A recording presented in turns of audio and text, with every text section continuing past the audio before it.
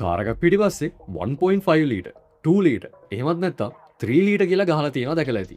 අද අපි කතා කරමු මොකද්ද මේ එන්ජින් ඩිස්ප්ලේස්මන්ට් කියන්නේ කියලා. සහ මේ ලීටර් ගණනෙන් ඇත්තටම අදහස් වෙන්නේ මොකද්ද කියලා. Let's speak cars සිංහලෙන් part 2. සරලවම කිව්වොත් එන්ජිමක් ඇතුළේ තියෙන සිලින්ඩර් ඔක්කොගෙම එකතුව ගත්තම තියෙන මුළු පරිමාවට තමයි අපි ලීටර් ගණන. එහෙමත් නැත්නම් ඩිස්ප්ලේස්මන්ට් එක කියන්නේ. මෙතනදී ලීටර් එකක් කියන්නේ cc 1000කට.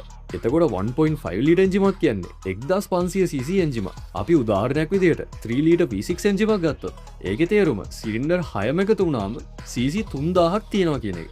ඒ කියන්නේ එක සිලින්ඩර් එක පරිමාව හරියටම cc 500ක් වෙනවා. ඇයි මේ එන්ජිමක පරිමාව මෙච්චර වැදගත්? එන්ජිමක පරිමාව වැඩි වෙන්න ඒකට ඇතුළට ගන්න පුළුවන් වාතය සහ ඉන්ධන ප්‍රමාණය වැඩි වෙනවා. එතකොට ලැබෙන කම්බෂන් එක ලොකුයි. ඒ කියන්නේ එන්ජිමට වැඩි පවර් එකක් නිපදවන්න පුළුවන්. අපි කවුරුත් දන්න Honda Civic එක තියෙන්නේ 1.5 ලීටර් එන්ජිමක්.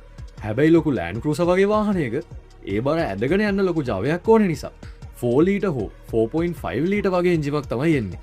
මතක තියාගන්න ඕන දෙයක් තමයි එන්ජිම ලොකු වෙන්න ෆියුල් එෆිෂන්සි එකත් ගොඩක් වෙලාවට අඩු වෙනවා. අද කාලේ තාක්ෂණයත් එක්ක මේක පොඩ්ඩක් වෙනස් වෙලා තියෙනවා. මොකද ටර්බෝ එකක් තිබුණොත් පොඩි 1 ලීටර් එන්ජිමක් වුණත් ලොකු එන්ජිම එක වගේ පවර් එකක් ගන්න පුළුවන්. ඒ නිසා දැන් ඩිස්ප්ලේස්මන්ට් එක විතරක් නෙමෙයි ටර්බෝ එකත් හරිම වැදගත්. ඉතින් දැන් ඔයාලට එන්ජින් ඩිස්ප්ලේස්මන්ට් ගැන හොඳ අදහසක් ඇති.